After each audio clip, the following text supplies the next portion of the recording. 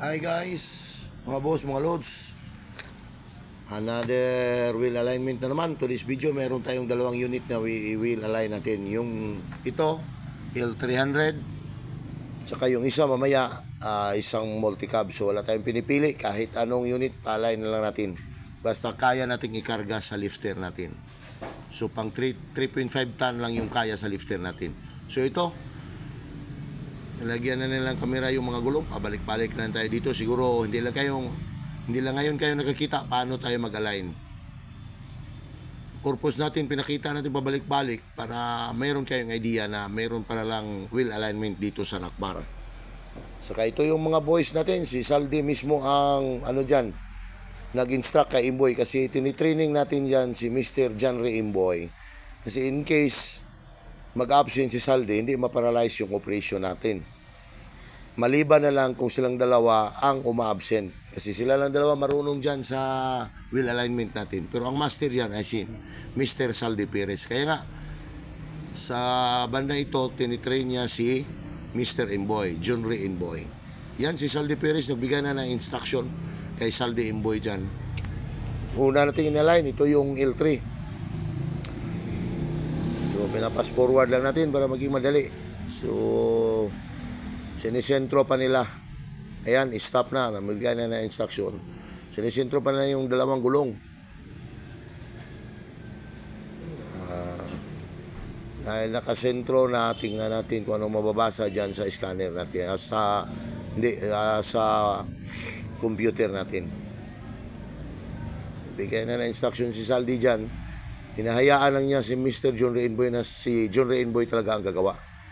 Kasi yun ang instruction ko sa kanila. Dapat silang dalawa magiging marunong.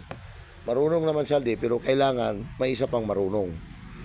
Na hindi lang siya ang makapag-wheel align. So silang dalawa.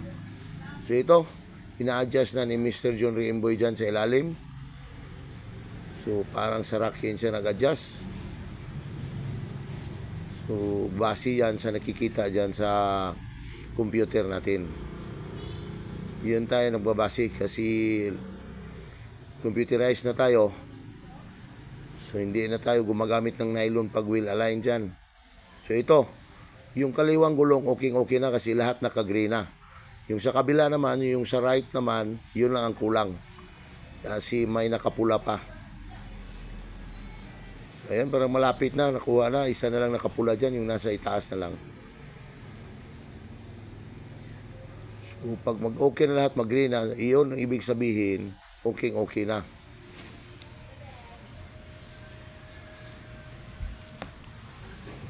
So, ayun, inalaline natin pati yung manubela niya. Tingnan na, parang okay na talaga. So, fast forward tayo. So, bawat customer natin, bigyan natin ng printout. Pagkatapos natin yung wheel align, okay na yung mga gulong niya. So, bigyan sila natin ng printout. Yun ang printout natin. Oh. Bigyan natin ng kopya yung customer natin. Para may idea sila kailan sila huling nagpa-align. So, ayun. Atras na agad. Uwi na ito, puntang Dipolog kasi taga Dipolog to. Dipolog City. Uwi na sila. So, malayo yung Dipolog sa atin, 96 kilometers. Punta lang sila dito para magpa-align. So, yung susunod dito, yung multi-cab, taga dito lang sa atin yan. So, itong yung multi-cab, itong pinagtataka natin. Kasi sabi sa may-ari, bago pa lang daw, 2 months pa lang siya nagpa-align. Pero tingnan nyo yung gulong niya. Ito, 2 months lang nagpa-align. Sira na yung gulong niya. So, hindi na tayo nagsabi kung saan siya nagpa-align. Basta, pina-align niya, 2 months lang daw. 2 months pa siya nagpa-align. Hindi niya namalayan na upaw na pala yung kanyang ligid. Kalbo na ang kanyang gulong. So, kaya nga, bumili siya ng gulong natin. Pinakabit niya, saka pina-align. So, ito pa rin si John Ray Imboy pa rin. Siya lahat ang gumagawa dyan. Kasi in-instruct ni Saldi para maging marunong siya lahat sa mga machine natin humawak, hindi lang si Saldi. So, nag-tire change siya. So, palitan mo yon boy, yung gulong. Baklasin mo yung luma, kabit mo yung bago. So, ito, binaklas na yung dating gulong. Dahan-dahan ka, baka masugat ka dyan kasi lumalabas na yung mga fly. Bronze pa naman yan. Mahirap na. Magkasugat ka. So, ito, kalbong-kalbo na yung kanyang gulong. So, pinalay niya ito, hindi lang na siguro sa tamang wheel align nakuha. Hindi siguro master yung nag-wheel align dyan, kaya ito ang nangyari sa kanyang gulong. Sayang. So, importante kasi sa wheel alignment, para maging mahaba yung lifespan ng ating gulong. Alam mo na, yung gulong na ngayon, sobrang mahal. So, ito, imagine 2 months lang niya pina-align, ganito na nangyari sa kanyang gulong. Sayang, mahal pa naman. So, 2 gulong yung pinapalit niya sa unahan. So, ito, meron din tayong tire changer. So, sabi dyan sa ibang mga vlog ko, the one-stop shop. So, pag dito ka sa Nakmar, nandito na lahat, halos. So, wala ka ng ibang dyan. Isipin pag dito ka, yung bayad nyo na lang pag matapos yung gawa. Yun lang ang isipin mo. So, kinabit na yun ni Mr. John Rimbo yung bagong gulong.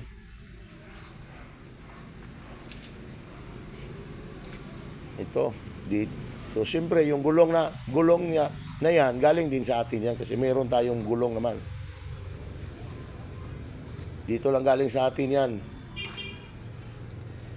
So, hindi na kayo kailangan pang maghanap ng mga gulong o pisa. Lahat sa Nakmar na lang kayo. Bayad lang ang yan, isipin nyo pagkatapos sa gawa natin, pagkatapos sa trabaho. So, for your convenience, kung dito kayo, wala na kayong isipin. Bayad lang. Nakmar na lahat ang mag-provide. At a very reasonable price. So, ito. Kinargahan ng hangin ni Mr. Imboy. Pumasok yung hangin, Mr. Imboy. Ano bang nangyari dyan? Kailangan pakaratihin yung gulong para makapasok yung hangin. Siguro hindi na insakto pagpwesto yung barbula dyan, yung tire valve. Kaya nga, yun nga. Hindi nakapasok yung sakto yung hangin. So ito, parang okay na. So kinakargahan na lang hangin, bagong-bago yan ang gulong. So tamang-tama yung idea sa may-ari. Pinapalitan niya dito niya pina-wheel align. Para hindi basta-basta makalbo yung kanyang gulong. Ayun, nakabit na. Ito yung isa naman. Si 2 gulong yung nakalbo dyan. So, 2 unahan na gulong pinalitan sa may-ari para balanse.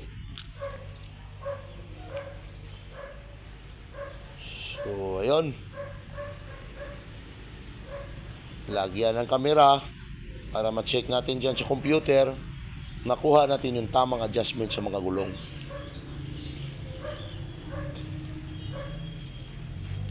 Ngayon, parang konti na lang ang kulang ni Mr. Imboy dito. So, instead of 1 sack rice pa kakainin, siguro mga 10 kilo na lang kulang dito kakainin para maging marunong at mamaster talaga niya. Ganun naman tayo. Hindi tayo basta-basta makakuha ng mga teknik. Kailangan natin pag-aralan at saka pagpraktisan. So yun, hinahanap na dyan sa computer kung anong sasakyan yan. Kasi bawat sasakyan, mayroong setup na yan sa wheel alignment.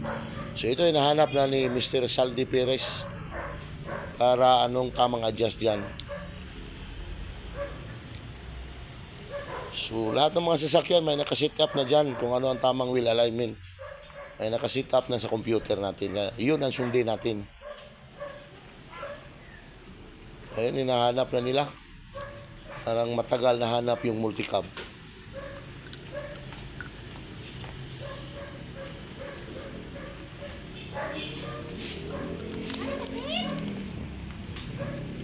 ito para nakuha na yung saktong detalye. So ayun, na-adjust na sila. Yun, pinasok na nandyan na sa itaas si Mr. Imboy.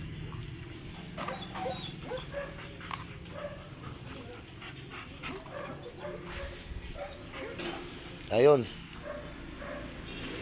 kita na nila. So sinasite pa nila yung sa computer dyan, yung dalawang gulong muna. Niliko-liko pa nilang gulong para makuha yung saktong gitna. So ayun, stop. Sa gitna naman, sa gitna yung ano dyan, yung wheel, steering wheel. So ito yung nakikita natin, yung sa likod. Oh, may nakapula kahit sa likod, sa likuran may nakapula. So i-adjust natin din yan. So yung sa unahan ang grabe. So, ito yung i-adjust nila, kailangan nila mag-green lahat. Ito yung gulong sa likuran, okay na kasi green na lahat. So yung sa unahan na lang, kailangan yan mag-green, walang pula dapat. So ito yung i-adjust na, oh. Kahit ilang usog lang, mag-iba na talaga yung kahit ilang isang usog lang, mag-iba na yung dyan, sukat. Kailangan talang pag-ingatan. So ito, ina-adjust na ni Mr. Imboy base sa kita dyan sa computer natin. So, dito, kitang-kita nyo kung paano ina-adjust. Ito, multicab. Taga dito lang sa atin. Ito yung atras, okay na. So dito na lang sa unahan. Ito yung sa unahan, yung tinuturo-turo. Ito yung isi-set up nila.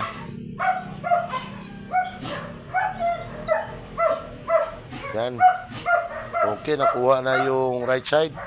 So sa kaliwa naman. Kaliwa naman yung i-adjust. So perfect na, 0.8.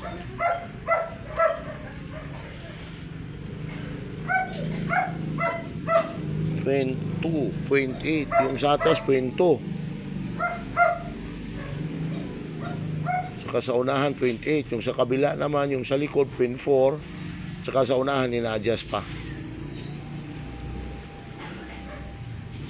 Maya maging okay na yan, magiging green na yan lahat pag may insakto na yung adjustment. So bumalik, ito yun, oh, bumalik. May kulay pula, so parang hindi pa okay. Pag mag-gray na lahat, ibig sabihin okay na yan. Ito yung adjustment.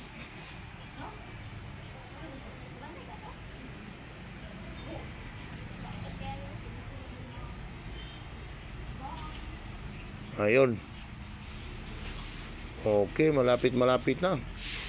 Parang okay na yata. So okay na siguro. Okay, yung steering wheel na lang ang kulang. Sinisentro nila yung steering wheel. Ayun, bigay na sila ng printout. So bawat customer bigyan natin ng printout. So ito na yun. So perfect na yung gawa natin. Sakto na yung wheel alignment dyan. Ito, hanggang dito lang. Mga boss, mga lods, kuha na sila sa kopya sa kanilang wheel alignment. So atras para makauwi si Sir dyan. Nandito lang. Maraming salamat.